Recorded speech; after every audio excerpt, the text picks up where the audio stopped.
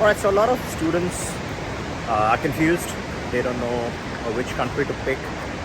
Typically, students from third world countries, developing nations, they're very attracted to two countries in particular.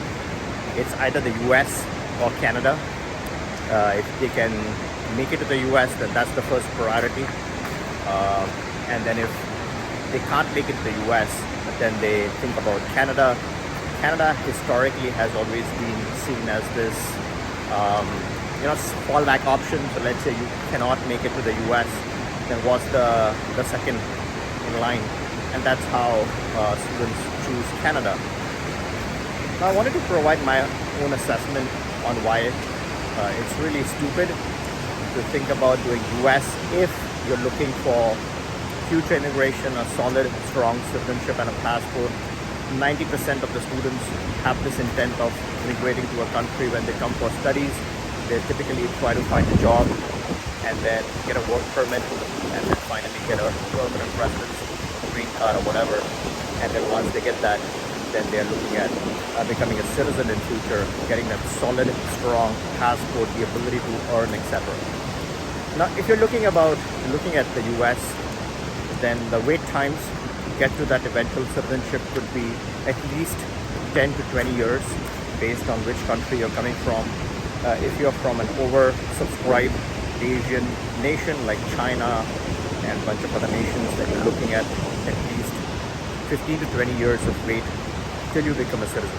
Just the way to get to the green card could be decades, and then hopefully, if there's no mistakes, no crimes. Sometimes, there are unintentional crimes that come on your background, then that takes you off the equation, then nothing is possible. It's a very strict country. By the time you get your citizenship, it's forever. And for that particular reason, if you're looking to have a stable life, if you're looking to that eventual citizenship, then Canada makes a lot of sense for students who want to work and then get their passports. In Canada, there are some major advantages. One is you have a similar country to the US.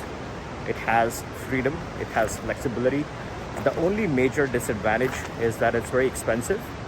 Taxes are much higher, and then opportunities are lesser. So you have to struggle more to find that job as compared to the US.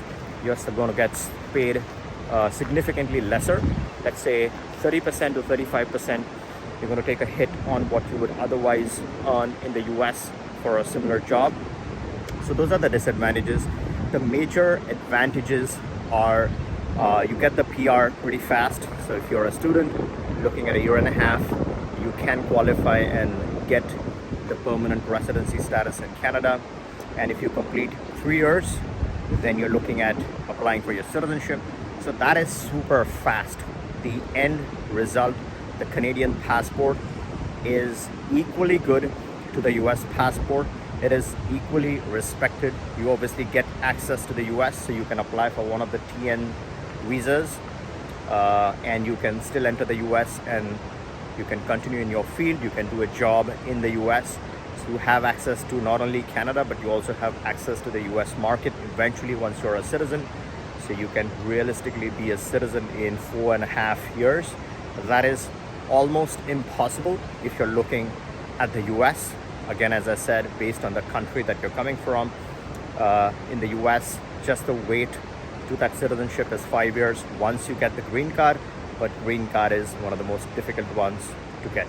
So therefore, if you're a student, and obviously this is not immigration or any kind of an advice, this is my personal opinion, but if you're a student and if you're looking to immigrate, then I feel the number one choice should be Canada if you're looking for the passport, the citizenship, future opportunities, etc.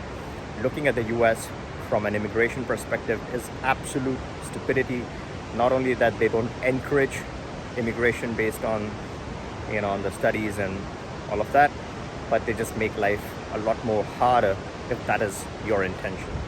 All right, I hope you liked this video. If you did, give me a thumbs up. Make sure you're subscribed to my channel, because I not only discuss opportunities within the Western side, I cover a lot of the different opportunities around the world that provide immigration.